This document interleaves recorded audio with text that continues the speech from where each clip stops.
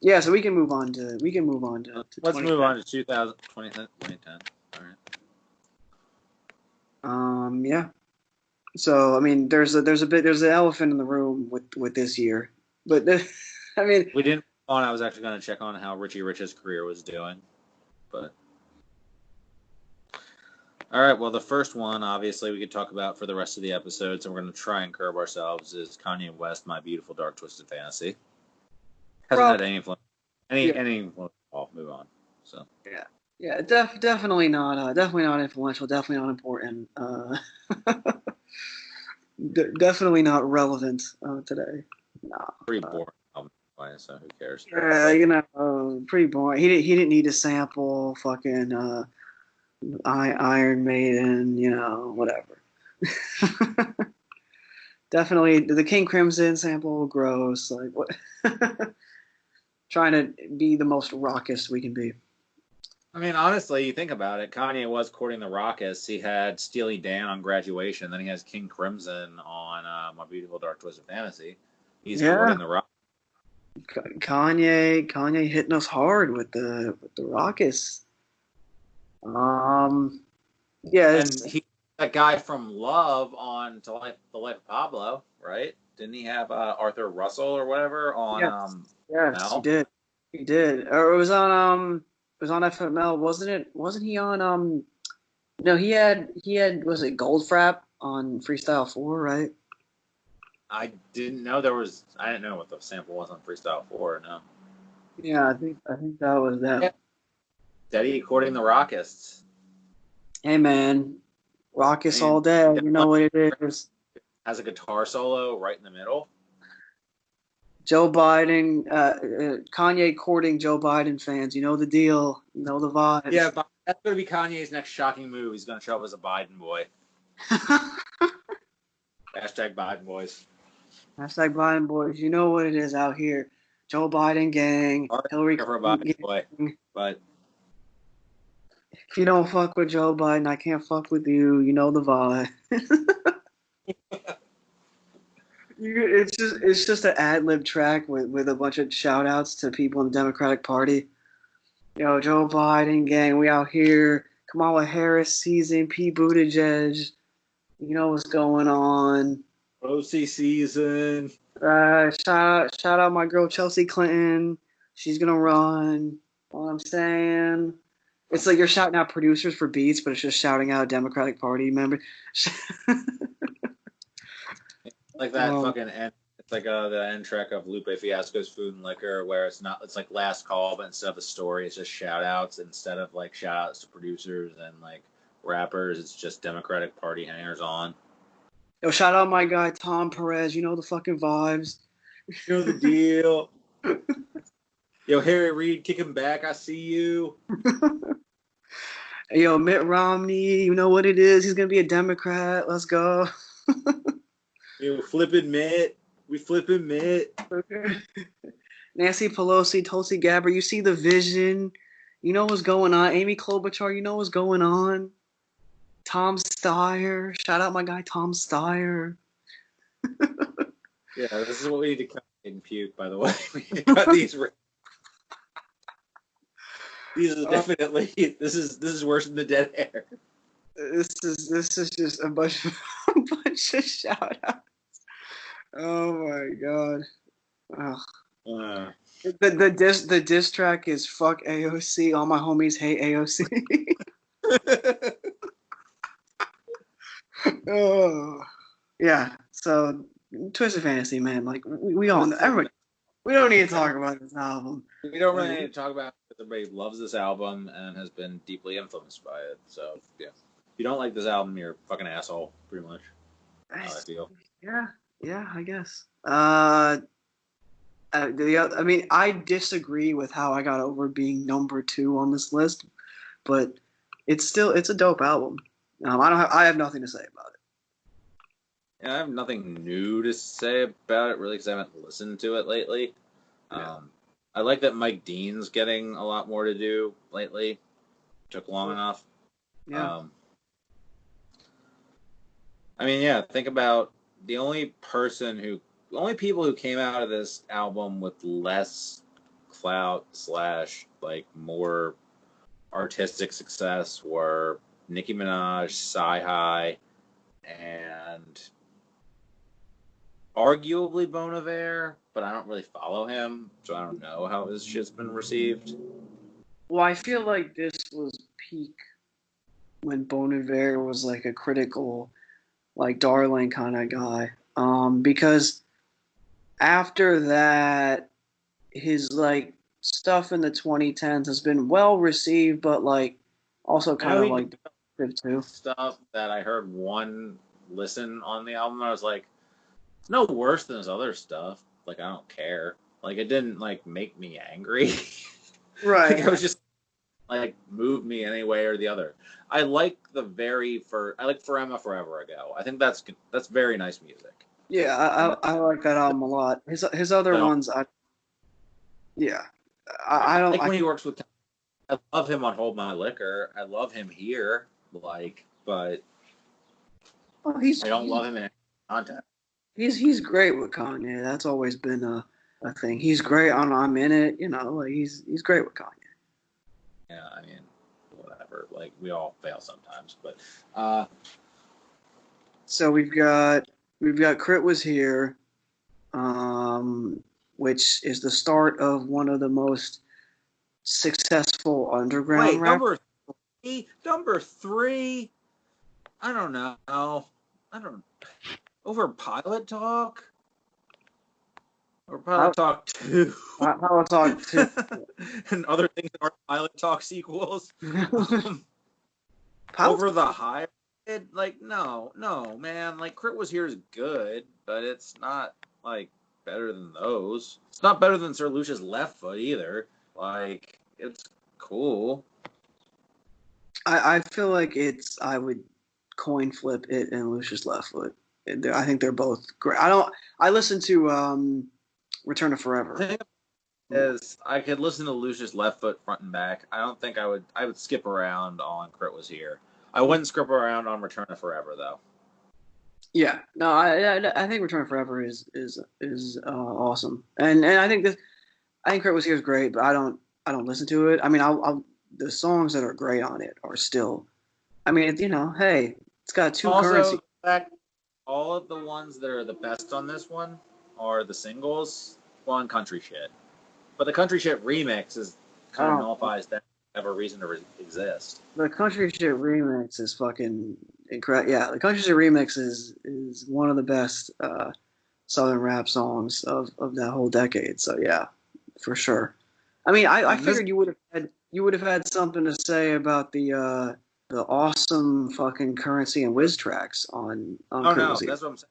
The features are the three best things on here: Glass House, Moon and Stars. I think Glass House is on Smokey Robinson though. I think it was on the Smokey Robinson first. I have to check that. Wait. Yeah, Glass House is Glass House is amazing, and it was not on Smokey Robinson first, so never mind. Glass House is amazing. No Wheaties is really good.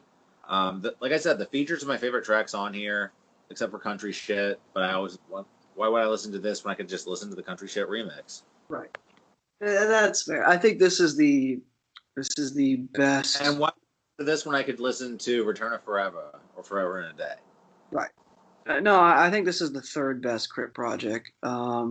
This is the still good.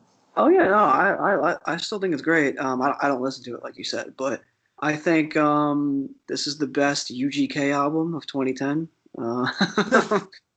It's the best Southern Playalistic Cadillac Music album. Devin Hook on Moon and Stars is incredible. Devin is the Southern Nate Dogg on hooks, man. But why isn't Waiting to Inhale very high on this list, by the way? Oh wait, we're on 2010. 2010, yeah, that was earlier. That should have been. Where the fuck was Waiting to Inhale on that? That should have been really high on that. Yeah. Seriously. No, I mean Devin's career has been great. I don't I feel like he's just like he's not a popular uh, guy to go back to and listen to these days. I guess, but Waiting to Inhale had his like most popular songs on it, and True, true. it But had like I there, feel like there were, he he's kind of like a he's kind of like Currency in the sense where like if you know you know that sort of thing.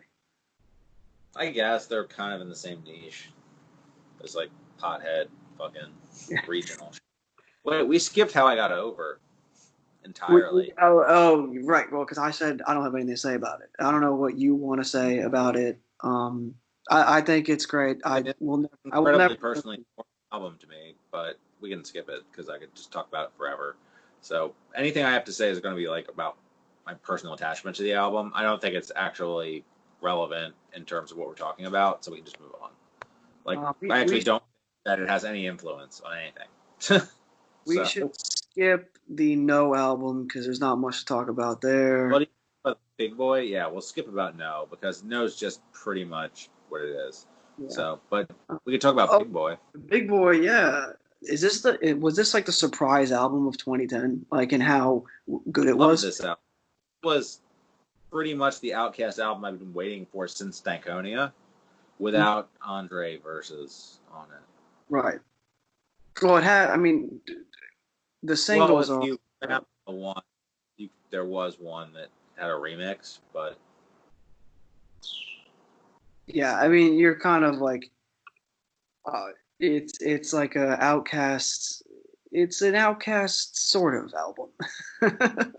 it's the closest thing we've gotten to a proper Outcast album, I think, in a while.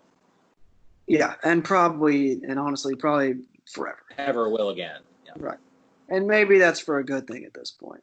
I mean, yeah, And there's really nothing I dislike on this. People don't like Follow Us because it's like a rock crossover, but I think it's way better than his other crossover shit has been since. oh God, it kicks the shit out of anything. Yeah. I don't think I need anything on Boomiverse. Like, Jesus Christ. People hate it on Hustle Blood, but that's probably my favorite thing Jamie Foxx has done in real music, not movies. you didn't like him on Gold Digger? Oh, you don't like Gold Digger? I forgot. I don't. That makes sense then. The Be song. Still is beautiful. Tangerine, there's a better remix of it out there that has like an expansion on the beat, and I think Rick Ross spitting some bars about eating fried chicken, Rick Ross. But I mean, that's a cool song. Shutterbug's amazing. Block is a mortal Gucci verse. Oh God, that the Gucci track is one of my favorite songs on the album. And Big Boy produced that. Yeah, that song is just it. It sounds like the track title. Honestly, it sounds like cameras going off. Also, the remix is great. The remix is even better because you get Bun B and Project Pat on it. Yeah, this is. I mean, you're right. Like this is the best Even the outcome. Yellow Wolf track is not bad. I don't know why Yellow Wolf's so angry, but whatever. Well, what did you think? I mean, the Janelle Monáe song is an awesome song. I was gonna say that because that was like the emergence of like Janelle Monáe or the start really. That track's great. You're right. This is like the last hurrah of like Outkast albums, and it stuck the landing. And then it made us excited for other Big Boy albums, and those weren't anywhere near as good. No. Y'all remember Big Grams? This is the EP he did with Fantagram, which was like whatever. I remember this, and I don't want to be aware of this. The one track I don't remember on here is the one with B.O.B., and I think that's probably for a reason. So Probably for the best, considering that B.O.B. was fucking trash around this time. I mean, when was he never not trash? Like, was there a mythical period where B.O.B. was good? Like, it's like Big Sean. We invent these periods where these people were good, like their primes that didn't exist. Yeah, I mean B.O.B. was never good. and he had just put out, I think he just put out Adventures of Bobby Ray around this time, so that was terrible. So You could get yeah. a wish right now. A wish right now. Airplanes? You want some airplanes in the night sky? My wish right now is that we could talk about one of my favorite albums ever, fucking Pilot Talk. Yes. Great album. Classic. Absolutely, almost perfect album with one thing I would change. Fucking Mikey rocks on Hangover. Why? Dude, why? First, shout out to his name being Sir Michael Rocks. Yeah, that he got upgraded. I mean, to be fair, that's cool for a weed carrier to get like a job promotion. So this album is also very 2010 because it reminds us of a time when Stolly was good, or could have been good. Like that was an amazing verse on Address. Yeah. It promised a lot of things that never actually, because it was like Currency hooked up with Damon Dash and they did a whole whatever Damon Dash's current Pie in the Sky venture was thing, and this was supposed to be a trilogy, and they got 2 volumes out. Eventually, Currency finished the trilogy without Damon Dash, and there was also a track on here with Mos Def and Jay Electronica for a posse called Center Edge Trajectory, I think it was called. That was supposed to put out a posse album with Mos Def and Jay Electronica.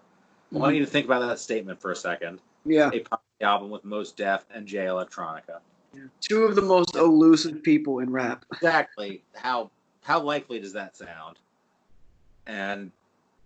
But really, in terms of just like weed music, this is what more Southern weed music. What more could you want out of this? You have a Snoop Dogg song that sounds like Mike Dean did the guitar on it, but really it was Ski Beats. Mm-hmm. Ski Beats, by the way, who came up with this. I would say this is probably the second best overall Ski Beats album performance behind Uptown Saturday Night. I would include Reasonable Doubt on that because there were other people in Reasonable Doubt, right? But they're like, it's still a like strong top 3. You have Devin the Dude on Chilled Coffee, which is a really kind of unconventional instrumental that they both do really well on. You have Crit and Dizza on Skyborn. This is before Dizza was good, but he still fits in pretty okay. The only feature, again, like Mikey Rocks is just like kind of doing this weird, like, I'm telling you jokes kind of flow that doesn't work. But it's the only thing that you would skip on this whole album. And it's easy to skip. It's like the second of the track. You have everything else on this album super works. There's like kind of a rock influence to it, where there's like guitars on it. There's like live instrumentation to the samples. Like the second album, they would actually have to do live instrumentation because Damon Dash couldn't afford to pay for the samples. So no, this is a true story. So Ski Beats had to pay session musicians to recreate the samples that from the music. He would play the music for these musicians, and they would recreate it. And that's how they came up with the beats for the second album. Right. So, but the first... That's a pretty crazy story. I had no idea that this is what I get for being on a podcast with the Currency aficionado. Yeah, I mean, I know way too much about Currency, and because I mean, I can shout out Nodima, by the way, when you're on the podcast. Like, why aren't you on a fucking? Oh yeah, the reason you're not on the Currency podcast we'll eventually do is because it'll be 15 hours long. Yeah, the Currency podcast is his entire discog is going to take 3 days to do. But this is an incredible album. This is probably the best Currency project. I will say, and I still go back to this, I probably listen to Cigarette Boats a little more only because it's so compact in like 15 minutes. And like those are like my favorite fraud beats ever. So I listen to Cigarette Boats all the fucking time. But this is still a classic and undeniably influential album just for the people that he had on it. Like, the people that he had on this album, like Dizza and Crit and etc., would be influenced by this. Like, yeah, he didn't have Wiz on this album. I'm just looking at that. I'm like, he didn't have Wiz, which is weird. Right. But Wiz on the second. Well, no, he didn't have Wiz on either one. He only had Wiz on the third one. He was supposed to have Wiz on Silence on the second one, which is the track that everybody hates. It's the Mackenzie Eddy track. The one with like the piano and the girl. Yeah, well, the second one is almost as good as the first for me. I like them both pretty much equally, actually.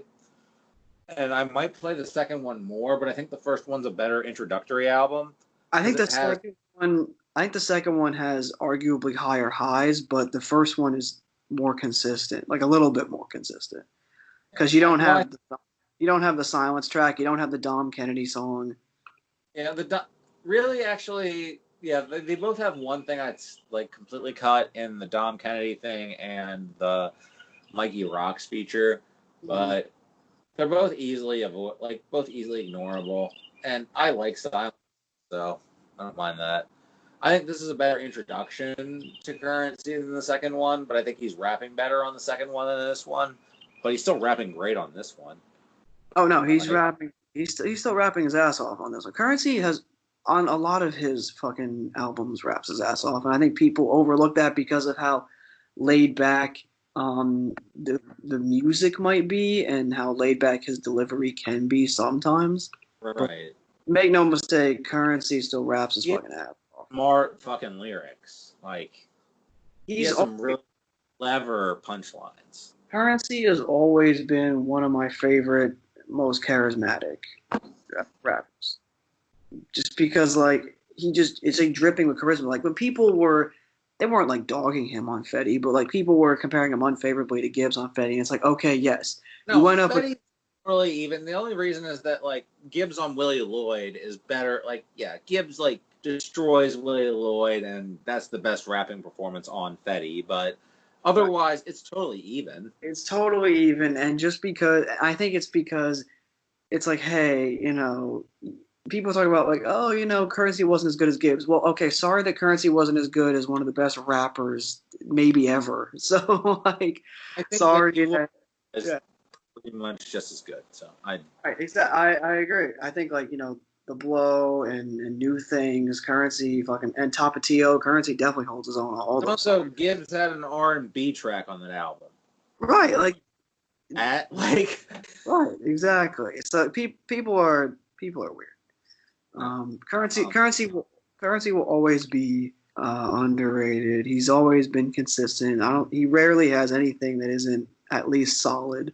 Um, yeah, and I think that's the flows on this are particularly really, I don't know. The way this was crafted was it's a crossover album without really like selling out. I guess I hate to use that term, but it kind of tries to do something different with all of the live sounding samples. Like I said, that they were the sort of music that Ski Beats had to eventually people they were going to sue him over, so he had to have actual live musicians recreated on the second one. So I think it was more trying to go for your audience that was like, "Well, I don't listen to rap, but like the Roots audience." yeah. And I think that was kind of a smart move, like that college audience. And because a lot of those people got into Wiz, but I don't know Yeah, if they currency. I mean, I feel like currency is not quite as accessible as Wiz. Like, I mean, I feel like Wiz is a more accessible sound than currency, so it makes sense that people would listen to Wiz before currency. Right. But this time they were both breaking out. So, Yeah, I mean, let me look. Power Talk and Power Talk 2 are both outstanding either albums. way, like Yeah, Currency didn't see any mainstream success out of anything. So, no. And it's sad that he didn't. I don't have anything. I I don't don't have think he anything. was really aiming to, though. Like, I don't think, like, I think he was kind of the mindset where it was like, if I get mainstream success, cool. But if I don't, I still have a plan. No, I don't think currency's ever been like that. And I mean, look, to me, it doesn't matter, and I'm sure to him, it didn't matter. He's still doing fine, and like, putting out two albums in 2010 at the quality of Pilot Talk and Pilot Talk 2. I mean, Airborne Aquarium is one of the best, Airborne songs. Aquarium, incredible fucking song. Yeah, like I'll never get tired of listening to either of those the best songs on either of those albums. Like I don't see a world in which Forever that. about my favorite songs on Pilot Talk too. Like Airborne Aquarium is the way that kicks off. Michael Knight. I used to think that hook was so dumb, but It's so catchy, and that beat is so smooth. Famous has one of my favorite jazz rap beats ever. Yep. Hold On is one of my favorite Currency verses. And, yeah, like, generally, I think you could probably take the two and put them together into a career best album, but I kind of like that they exist the way they are. Yeah, because they're still unique in Because their own they way. are, like, I feel like they are, like, they're the same, but they're the same sort of sound, but they're cohesively different enough. If that makes sense. Yeah. You could put them together in like a compilation style thing, and they would be, you know, it would be great. But at the same time, the fact that they exist on their own is pretty cool. Anyway, to move on to what was the next thing on here? You couldn't talk about. Did you hear the Freeway Jake One Stimulus Package album? Just real quick, because there's the next thing that we can talk a lot about. But I just want to see if you heard this. I don't believe so. Well, it's a really good album. Anybody who's listening to this has not heard it, you should hear it. Jake One, great producer. Freeway, really great rapper out of Philly. It's 15 tracks, but it doesn't feel bloated. It's under an hour. There's a Birdman feature, but don't let that, sway you. Don't let that deter you away. I mean, Freeway, yeah. I mean, Freeway. I know you have to. You definitely are gonna rep anyone from Philly. Not anyone, but. Well, no, not Pete Crack. Well, I was gonna say Lil Dicky would be my first. Well,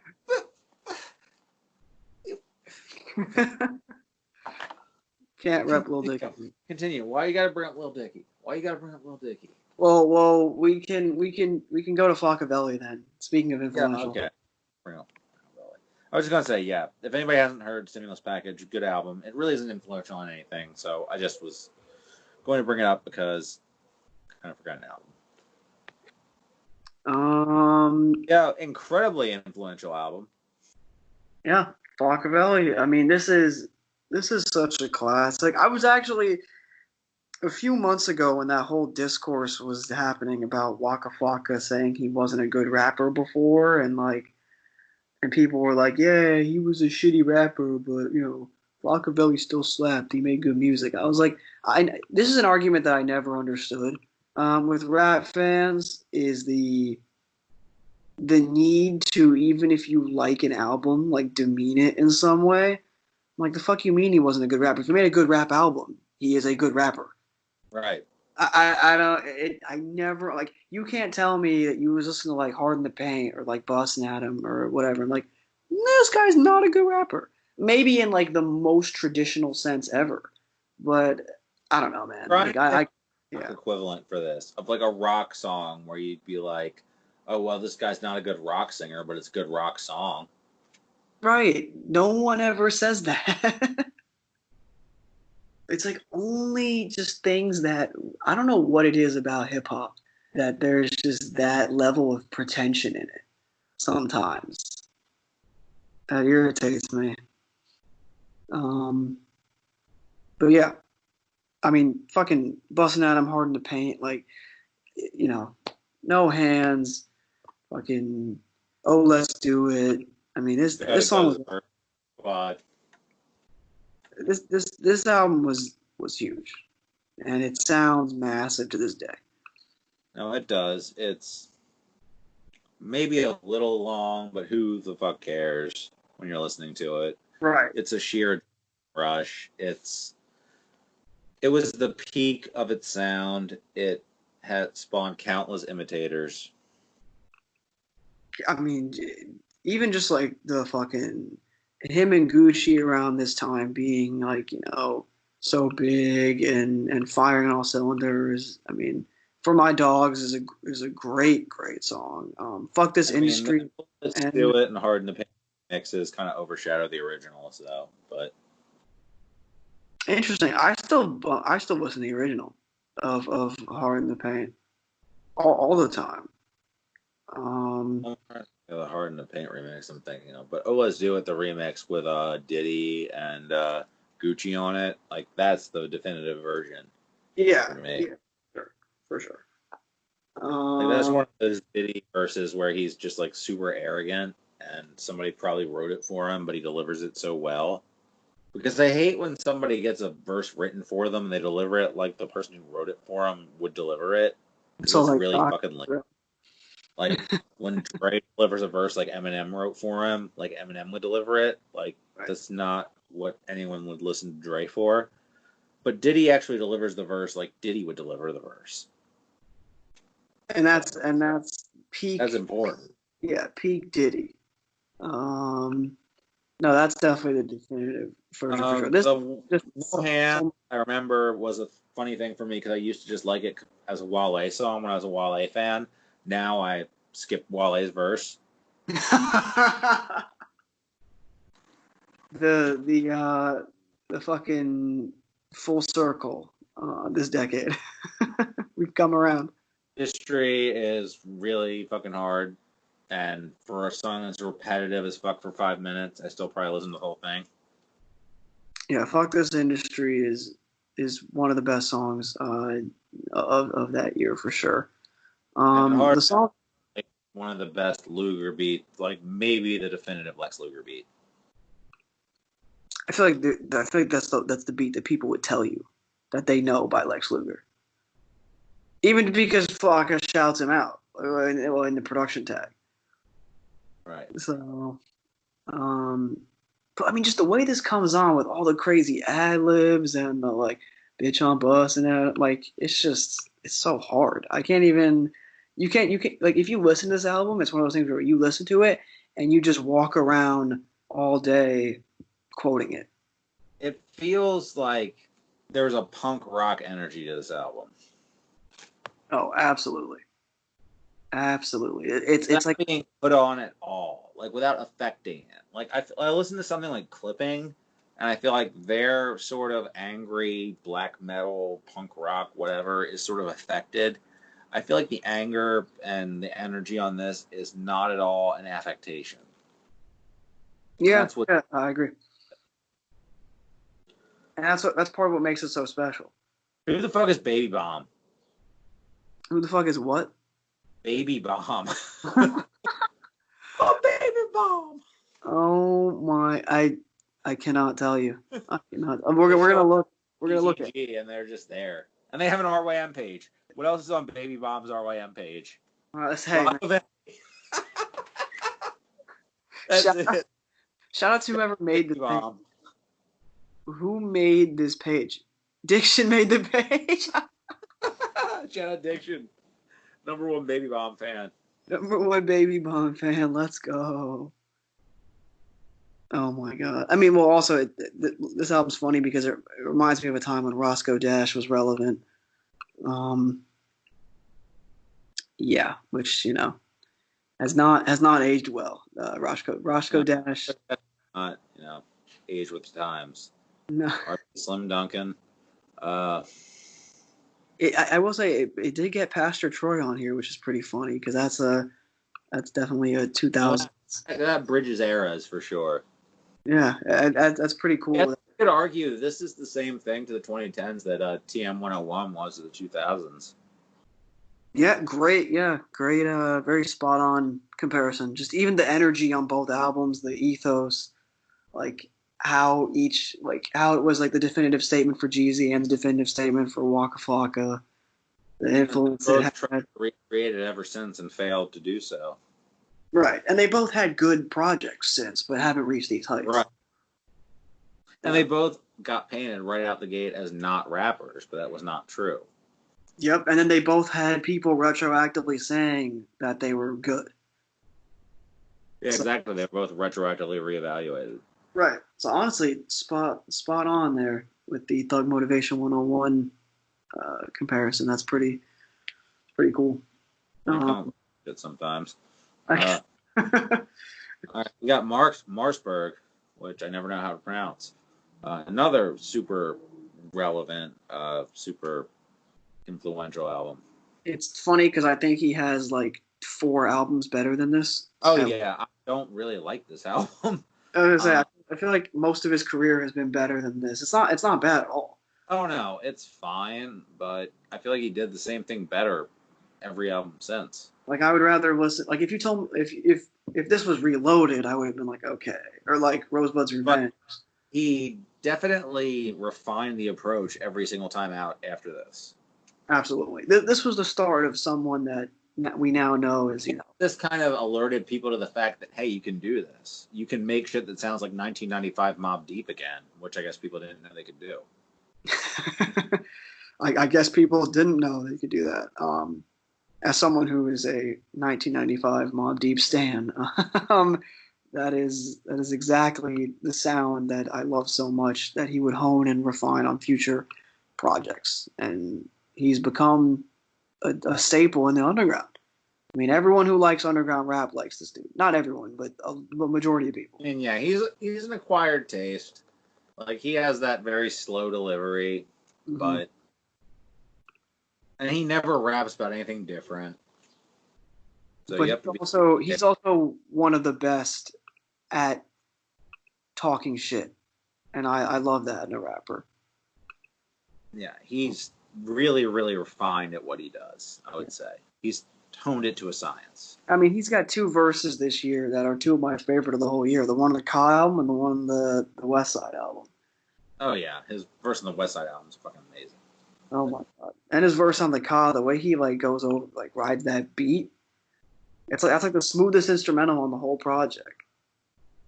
No, him and Ka together are remarkable. And, like, those two have been promising their project together for so long that I don't know if I actually want it at this point. I mean, I'm sure it would live up to whatever hype that there would be. Just because of, like, we know the caliber of those two guys. Ka just put out an amazing album. Rock put out a dope album last year. Like, well, it's weird because Rock is really prolific and Ka is not. So I'm wondering who's taking so long to write their shit on this. You would think it would be Ka. Right. And I'm also wondering what the tone's going to be because Rock doesn't normally write like conscious shit. True, but so you can be like a yin and yang type thing. I'm guessing it would probably be like 8 tracks, 30 minutes, mostly just usual Rock verses and Ka being sad. And say, sign me up. And I probably love the shit out of it. Sign me up. There are a few more albums from 2010 that I think are. I'm skipping a lot of them because a lot of them are pretty irrelevant these days. Either that or they've had barely any ratings and I haven't heard them. But there were 3 albums that I can really think of that were that have either provided jumping off point for careers or still influential. And those albums are Earl's debut, Earl Sweatshirt's debut, The Hybrid, and Teflon Don. Those are 3 albums that I've picked out. You pick those out of the next, just the list? Yeah, just the next grouping of albums. I would say Earl. I would definitely say Hybrid, and Teflon Don definitely was a huge record because it was everywhere. I'm just trying to think of. There's a third I would argue. I mean, there were other records that were big that year, but they were fucking B.O.B. and T.I. albums that were career worse. You said Earl, Teflon Don. What was the third one you said? Oh, the Hybrid. Earl, Teflon Don. Okay, yeah, let's talk about those. Yeah, and I wrap it up after that because I do unfortunately have to go to work because my job is horrible. I will shout out the Viper Hiram album from that year, and this is not an album that is great or anything, but it's very interesting, and I kind of like, and that's the DeAndre Way. But I'll leave the DeAndre Way alone. I really like First Day of School on that album. I think that's a really charming little track. Yeah, I think the Andre Way is a fun album. First Day of School, Pretty Boy Swag was undeniably influential. It would jumpstart Soldier Boy being weird. Yeah. That's true. I guess I should say something about Maya real quick because everybody shouts that album out. Oh I yeah. think it has Why on it, doesn't it? Yeah, Tell Me Why is like one of my favorite MIA songs, and I think the album did start a lot of like glitchy pop sort of trends. Hmm.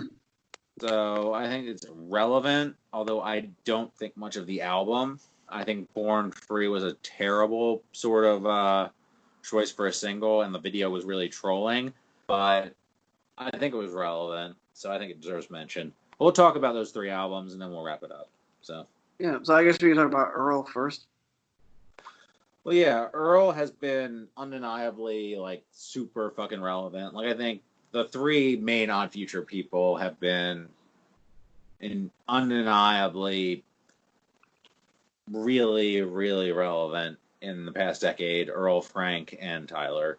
And but Earl as an EP, it's his one release that doesn't. I don't come back to it. I don't come back to it, Pretty but much here.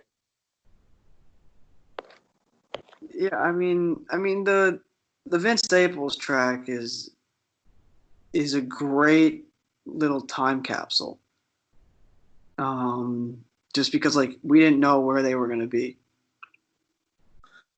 It's well done. Like everything on this is well done. It's well wrapped. It sounds good. It's edge lord though, and it's I can hear so much more better content out of Earl. Just I can listen to Doris. That's him doing the same sort of thing with so much more refinement and craft. No, I definitely agree. It is edgy, so to speak. Like I said, I don't listen to it. I agree with you. I do kind of admire it though. I do think it's a good album. But I don't go back because his next work was so great. It had to happen. It's absolutely not bad. I think people should listen to it. I can't act like I listen to it. Pretty much, you echoed. Actually, that nails it to me. People should listen to it, especially if you've only heard his recent stuff first. It's Exactly. very like you can see where he developed his skills from, but I think he disavows it now for a very good reason. Although Earl tends to disavow everything he does after he does it anyway. It's kind of an annoying tendency, but still. Um, like there's no bad song on this EP. Agree. And I think the one thing that does save it is how short it is.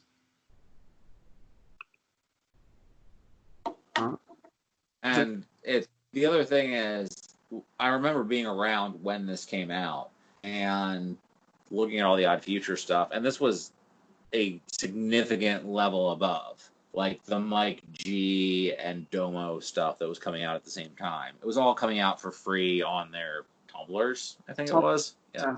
yeah. This was Tumblr era Odd Future. Didn't was Bastard the year before? Bastard was the year before. There was all like roughly in the same 12 to 18 month span. So, and then they started all getting signed.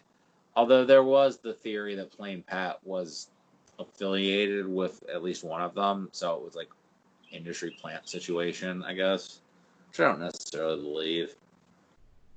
No, I don't. These guys are too. I don't agree with the industry plan. I mean, these guys are what they were doing. There was no way of predicting that it would have success,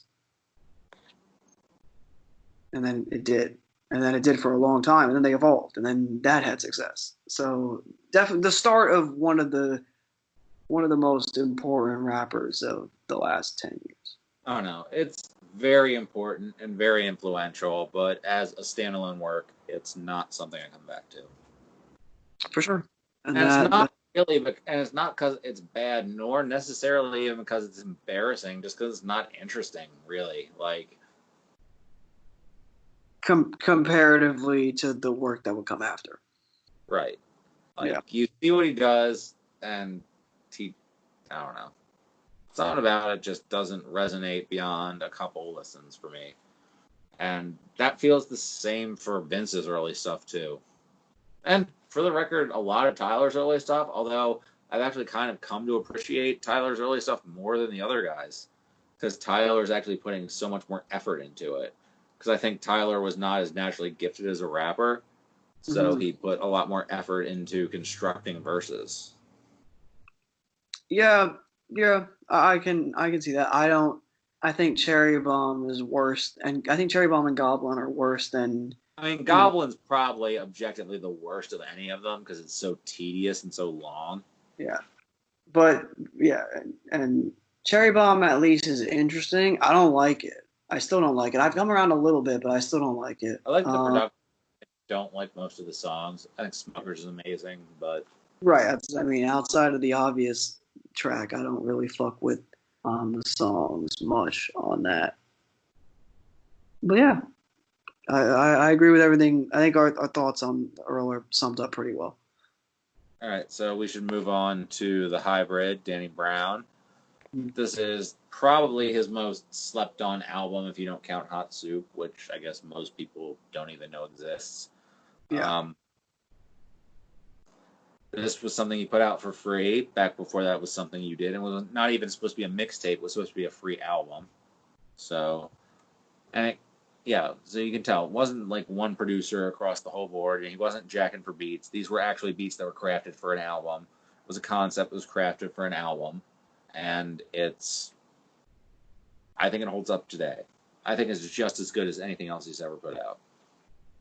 I think this is a great album, and out of all of Danny's albums, I don't come back to this one. I will come back religiously to the other four, especially XXX, Atrocity, and you know what I'm saying. But much like the Earl thing, even more so for Danny, honestly, because Danny's discography to me is bulletproof, and he's given us at least two classics, and I think he's got one of the best discographies in rap, and he's it's the jumping off point when people I guess XXX was people really started to take notice, but it was his first album, The Hybrid, like his first big debut album, and the jumping off point for one of the best rappers of the 2010s, and that's what makes it essential, even before you get to the music, and the music's great.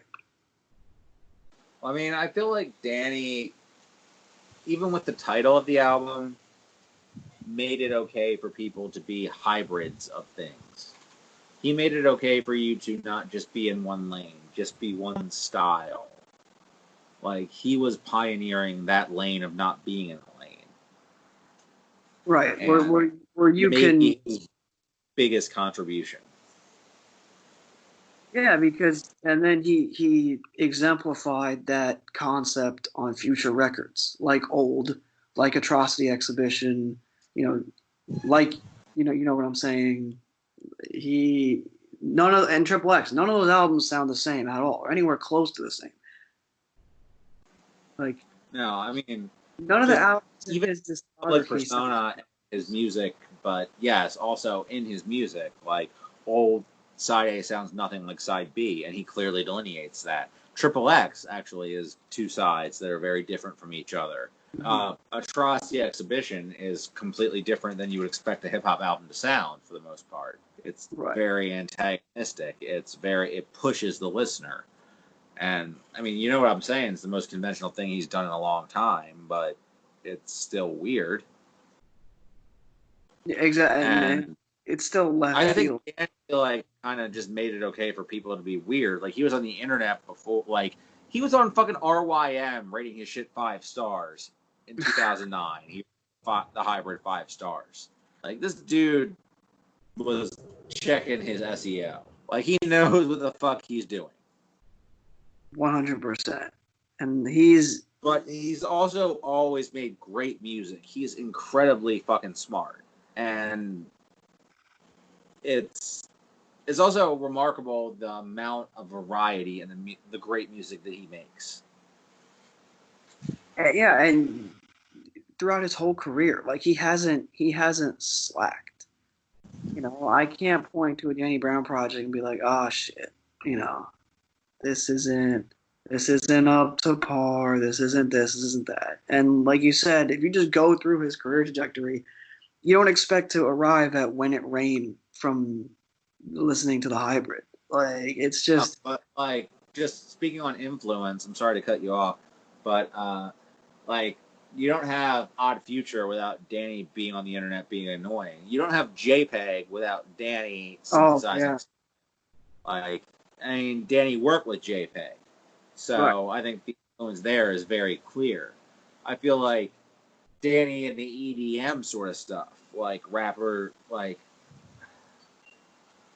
I mean, JPEG said that Danny was. Also, we didn't come back to this with Waka, by the way. Is Waka and EDM? Like, he was the first rapper to actually really break that scene, and that's been the biggest moneymaker for him. That's why he doesn't really have to do anything ever again with his life, is because he did EDM tours and found out the real money was in Europe. Yeah, So, and worked with EDM artists in like 2010 and was doing EDM remixes in 2012. So, that's another avenue to explore. Danny just rapping over beats that most rappers wouldn't even touch. So I mean, I agree with you. This is a great album. Not I wouldn't even put it out of his 5 albums. I would put it fifth, but that's not a knock on the album. That's just his other shit is so great that I come back and listen to it more and play it more. I probably listened to it more than Across the Exhibition, but I don't know. I mean, I think Across the Exhibition is probably a greater work of art. That's a weird, pretentious thing to say, but it's just like Across the Exhibition was constructed in a way. Like, whereas this feels more like it was just a rap album. Yeah, and I know there are benefits to that. That's one of the reasons why I like What I'm Saying so much is it feels like a rap album. Coming after Across the Exhibition. I mean, I don't know. I still listen to Triple X, Across the Exhibition, and What I'm Saying a lot. Um, those are the Danny albums like that I'll reach for. I mean, I'm glad that you're giving so much appreciation to What I'm Saying, because I feel like that was a very misunderstood album. I love that album. That was in my top 10 last year. That was I think number I 6 think when or we did that episode, I haven't listened to it as much as I should have, because it's really grown on me. Like, the writing on that is so good. yeah. I think I put it at number 6, and that's where I think I would keep it around there now. Like it's a great record, and he's as charismatic as ever on it. It's just a different type of Danny. Um, and I appreciate it so much because, like you just said, it's just a great rap album. And I appreciate after following up the big swing of an album like Across the Exhibition, you just put out a great rap album. And I think that was the Q-Tip influence, was kind of guiding his gifts, his sort of writing methods towards a different end, as opposed to Across the Exhibition, which was very much a lot of different influences just spewing out in every direction. Mm-hmm. Yeah, I mean that it was definitely more contained. But yeah, the Hybrid, I feel like, was ahead of its time in terms of proudly being weird, synthesizing styles, putting on a lot of regional producers like Quell, and House Shoes has been in and out for a while, but he was a part of this album. Nick Speed was a G-Unit guy. He was all with Danny for a while. I mean, I guess production-wise, I don't have as much of an argument with this one, but I think personality-wise, it was influential in terms of what rappers are doing nowadays. Danny's more lyrical than a lot of dudes, but like, I feel the Cardis and Uzis of the world, the whole I'm going to dye my hair, whatever, or I'm going to rap about whatever in whatever weird voice. Danny was doing weird voices with conscious shit in the same verse 15 years prior. Yeah, no, and that's what initially would turn people off to Danny because they didn't like the Yelpy shit, And like he still does it. Like, he'll still do the same shit. Like, he doesn't care, and that's great. No, Danny definitely, and Danny's musical influences are so clear and so obvious that he listens to a shit ton of music, you can tell. And he loves fucking, you can tell, like, punk music means a lot to him, and, like, electronic music means a lot to him. Like, obviously hip hop means a lot to him. Danny has taken all those and sprinkled them in throughout his career and to great success. He's just been one of the most consistent rappers of the last decade. And it all started with the hybrid. So, like I said, I feel like that's enough justification to get people to listen to it. All right, so listen to the hybrid and listen to Hot Soup if you haven't heard it, even though no one does. All right, so last album we're going to talk about in this project is Rick Ross, Teflon Don. Yep.